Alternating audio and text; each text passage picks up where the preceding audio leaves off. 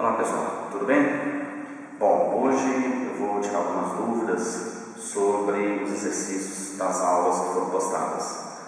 Pelo que eu já encaminhei para vocês, eu selecionei alguns que eu considero mais importantes, alguns que são mais difíceis, etc. Tá? Bom, como eu já postei previamente os enunciados dos exercícios, eu não vou escrevê-los na íntegra. Tá legal? O primeiro que eu já especifiquei foi o seguinte: aula 2, exercício 0.2, número 6. Esse exercício diz o seguinte: se uma pedra for lançada para cima no planeta Marte, então tem uma pessoa aqui que lançou uma pedra para cima.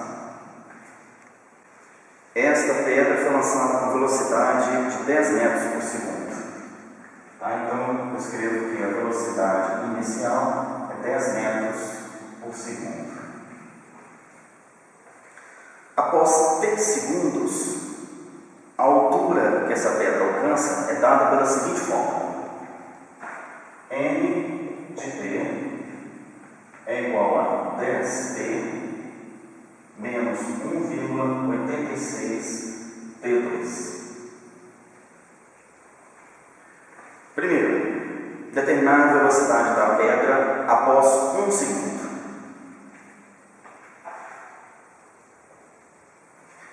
A velocidade que se pede, que é repetida aqui, é a velocidade instantânea. Nós vimos que a velocidade instantânea é dada pela seguinte fórmula: V é igual ao limite, quando h tende a zero, de m de 1 mais h menos m de 1 sobre h. Por que 1? Porque foi pedida a velocidade após 1 segundo. Para eu poder escrever o numerador desse quociente, eu preciso usar a fórmula que foi dada. Então vamos, à parte, escrever o que é m de 1 mais h e m de 1, usando a fórmula. M de 1 mais h é pegar a fórmula e onde tiver a letra t, eu substituo por 1 mais h. Então vai ficar assim: m de 1 mais h é igual a 10 que multiplica 1 mais h menos 1,86 vezes 1 mais h ao quadrado. M de 1 é pegar a fórmula do m de t e onde tiver a letra t, eu substituo por 1. Então vai ser 10 vezes 1 menos 1,86 vezes 1 ao quadrado. Agora a gente substitui todas essas duas expressões na fórmula da velocidade. Então a velocidade vai ser o limite, quando h tende a zero, de, no lugar de m de 1 mais h, eu vou escrever toda essa expressão. Então é 10 que multiplica 1 mais h menos 1,86 vezes 1 mais h ao quadrado. Esse é o m de 1 mais h. Menos, bom, aqui eu posso fazer a conta de uma vez, né? 10 menos 1,86 dividido por h. Bom, nós vamos precisar fazer toda essa conta aqui. A velocidade vai ser, portanto, o limite, quando h tende a zero, de, como que fica isso aqui? 10 mais 10h menos 1,86 que multiplica 1 mais 2h mais h2, que é o desenvolvimento desse binômio aqui, menos 10, menos com menos mais, 1,86 dividido por h. Então a velocidade vai ser o limite, quando h tende a zero, de. Aqui eu já posso simplificar algumas coisas. 10, eu simplifico com 10. Por enquanto, vai ter outra coisa para simplificar, mas a gente vai ter que desenvolver isso aqui primeiro. Então vai ficar 10h menos 1,86 menos 3,72h, certo? Eu multipliquei isso por 2, né? 2 vezes 6, 12, vai 1. 2 vezes 8, 16, 1, 17, vai 1. 2 vezes 1, 2, 1, 3. Menos 1,86H2 mais 1,86. Tudo isso dividido por H. Bom, como vocês vão poder ver ali, tem mais uma coisa que pode ser simplificada. Menos 1,86 com mais 1,86. Como que sobrou? Nós podemos colocar o H em evidência. Então,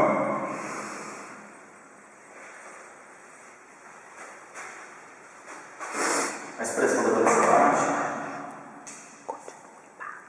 a velocidade vai ter a seguinte expressão: limite, quando h tende a zero, de, colocando h em evidência, 10 menos 3,72 menos 1,86H dividido por H.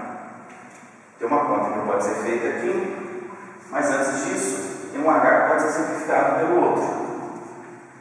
Observe, eu só posso simplificar esses dois aqui, porque quando H tende para zero, significa que ele é diferente de zero. Isso é uma coisa que nós já vimos. Tender para zero significa estar próximo de zero. Então, se ele está próximo de zero, ele não é zero. Então, eu posso simplificar um pelo outro. Qual que seria o problema de eu simplificar um pelo outro se fosse possível de ser zero? Eu estaria dizendo que zero dividido por zero é 1, que é falso. Mas ele não é zero, ele tende a zero. Então, quando eu simplifico H por H, vai dar 1 sem menor problema. Aqui vai sobrar o seguinte: essa conta aqui que eu posso fazer vai dar 8, vai 1, 8 fica 2, vai 1, 10 para 4, 6. Ok? Pois bem, subtraindo esses dois desse aqui. Quando eu calculo o limite quando h tende a zero, depois de fazer a simplificação, agora sim eu posso substituir o h por zero. Quando eu substituo o h por zero aqui, fica 0, menos 1,86 e dá zero. Então a resposta final vai ficar a diferença desses dois, que é 6,28. Uma coisa que é bom a gente atentar. Às vezes a pessoa pode perguntar: quando você simplificou o h por h, você diz que o h é diferente de zero. Mas na hora de fazer a conta, você vem e fala que o h é zero. Afinal de contas, o h é igual a zero ou é diferente de zero? Olha, o h é diferente de zero. Eu substituí o h por zero porque eu estou calculando um limite. E no limite, nós queremos saber qual é a previsão, qual é a tendência. Então, na medida que o h fica próximo de zero, esse produto fica próximo de zero. Então, a tendência dele é ser igual a zero. É por isso que nas aulas que nós postamos, nós pedimos para vocês fazerem uma tabela. Porque essa tabela vai mostrando exatamente isso que eu estou falando para vocês. A gente vai perceber que à medida que x vai tendendo para um valor, a correspondente imagem vai tendendo para um outro valor. Então, eu posso substituir por zero porque eu estou analisando uma tendência. A previsão é que quando h chegar zero, esse resultado fica próximo de zero. Por isso que na hora de calcular a velocidade, esse aqui vai ser igual a zero. Igual no sentido de limite. Aí, portanto, o resultado final fica 6,28 metros por segundo. Esta é a resposta da primeira parte desse exercício. Ok? Bom, agora nós vamos para a segunda parte. Na primeira, foi perguntado a velocidade para o tempo igual a 1. Agora, na segunda, está perguntando a velocidade para o tempo igual a A, ou seja, para um tempo não específico. Nesse momento, eu acho interessante a gente usar a última aula postada que relaciona a velocidade instantânea com derivadas. O que acontece é que a resolução que nós fizemos, que deu toda aquela conta que vocês viram, ela pode ser feita para qualquer tempo. Tempo igual a 2, tempo igual a 3. No lugar do 1, eu poderia colocar a letra A e fazer toda a conta que vai ter um resultado algébrico. Só que isso dá muito trabalho, principalmente quando a função não for uma função polinomial. É por isso que a gente estuda a derivada, para a gente poder simplificar todas essas contas aí. Então, o que nós vimos na última aula? Que quando eu calculo uma velocidade instantânea por uma função do tipo x3, por exemplo, certo? E aqui considerando que x pode ser um tempo qualquer, o resultado, que eu chamo de derivada, é 3x2. Quando eu calculo por uma função igual a x2, o resultado, que eu chamo de derivada, é 2x. Ok? Vamos ver alguns outros exemplos.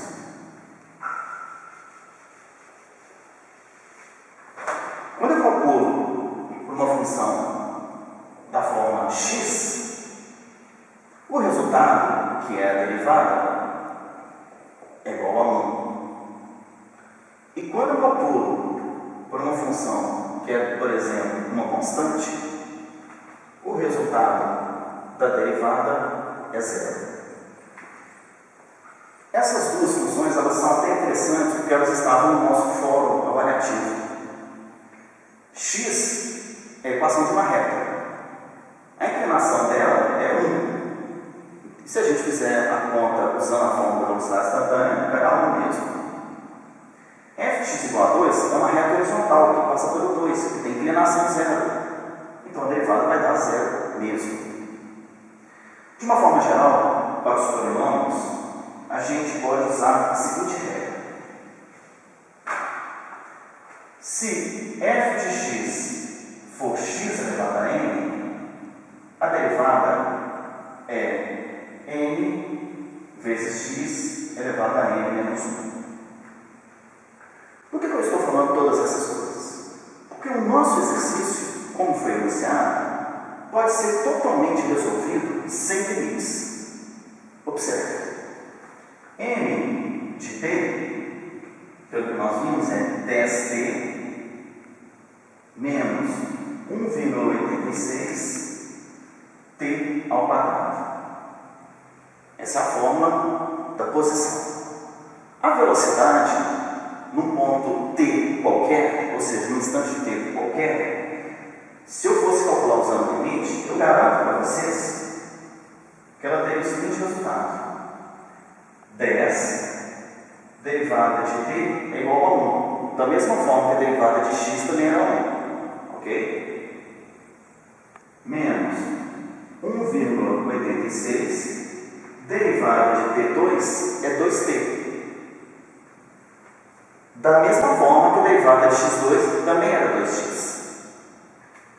Esse resultado, então, ele vai dar 10 menos 3,72t. Observe que se eu calcular a velocidade instantânea em t igual a 1, eu vou fazer m' de 1. E isso vai dar 10 menos, substituindo 1 aqui, 3,72 3,72. E o resultado vai ser exatamente 6,28. Esse foi exatamente o resultado que nós encontramos com aquela conta do limite. Ou seja, esta técnica permite a gente calcular a velocidade instantânea de uma forma muito mais rápida, com muito menos conta. Então, se eu quero calcular a velocidade instantânea para um tempo A qualquer, o que eu vou fazer? Eu vou pegar a fórmula geral da velocidade instantânea, que é essa aqui, e vou trocar a letra T pela letra A. Então o resultado vai ficar m' de A igual a 10 menos 3,72A. E acabou. É isso que dá o cálculo da velocidade instantânea por um ponto qualquer, usando derivadas. Eu poderia usar um limite? Poderia. Eu teria que refazer toda aquela conta de limite. Portanto, se alguém pedir, calcule a velocidade instantânea para um tempo, para outro tempo, e der 10 unidades de tempo diferentes, em vez de eu calcular 10 limites com toda aquela conta, eu pego a fórmula geral da derivada e, para cada instante de tempo, eu vou substituindo nessa fórmula e obtendo velocidades distintas. É só isso. Bom, a terceira e quarta partes desse exercício, elas são bem simples, então vou fazer de uma vez. A terceira pergunta: quando a pedra atinge a superfície? Para poder responder isso, nós vamos observar a seguinte coisa. Quando a pedra é lançada para cima, ela tem uma velocidade inicial. Quando ela atinge a altura máxima, ela perde o movimento. E nesse instante, a velocidade é exatamente igual a zero. Ela gasta um tempo para atingir essa velocidade. E gasta um tempo para descer. Na verdade, é o mesmo tempo. O tempo que gasta para subir é o mesmo para descer. Então, a gente quer saber quando que ela chega lá em cima. Eu vou calcular um tempo e depois vou multiplicar por 2. Aí eu vou ter como resultado o tempo que ela gasta para subir e para descer, que é o tempo gasto para poder atingir o solo. Para poder saber o tempo de subida, eu tenho que perceber então que a velocidade é zero nesse instante que ela para no ar. Então eu pego a fórmula de velocidade igual a zero. Quando eu igualar essa fórmula a zero, eu vou achar o tempo necessário para ela chegar lá em cima. Esse tempo vai ser, fazendo a conta aqui, que dá uma equaçãozinha do primeiro grau, 10 dividido por 3,72. Se quiser, pode deixar nessa forma de fração. Mas, com o uso da calculadora, dá para ver que o resultado fica 2,688. Esse é o tempo de subida. Tá? O tempo total é 2,688 para subir e a mesma coisa para descer. Então, eu multiplico isso por 2. Vai dar 5,376 segundos. Esse é o tempo necessário para a pedra atingir o solo. Depois pergunta: qual é a velocidade final, ou seja, a velocidade nesse tempo? Tem duas maneiras de fazer isso. Eu posso pegar esse valor e substituir na fórmula da velocidade. Eu substituo a letra T por esse número e faço as contas, certo? Ou simplesmente eu posso pensar que se a pedra sai com 10 metros, então 10 metros por segundo, então ela volta com 10 metros por segundo. Só que quando eu pensar dessa maneira, eu tenho que ter um cuidado, porque na hora de voltar, ela volta com um valor negativo. Por quê? Porque a velocidade é uma grandeza vetorial, certo? Então, a gente coloca o sinal mais ou menos para orientar o movimento da pedra. Se ela sai com 10 metros por segundo, ela volta com menos 10 metros por segundo. Ok? Bom, se vocês pegarem esse valor e substituir aqui, vocês vão obter, a menos de erros de arredondamento, exatamente menos 10 metros por segundo. E aí a gente conclui esse exercício.